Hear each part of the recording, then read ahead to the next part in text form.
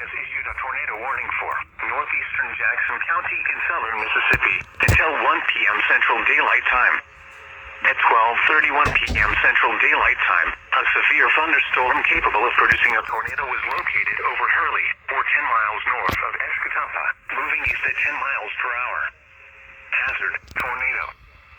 Source, Another one. radar-indicated rotation. Yippee. Impact, flying debris will be dangerous Literally to those just caught without 6 minutes shelter. after the past one. Mobile homes will be damaged or destroyed.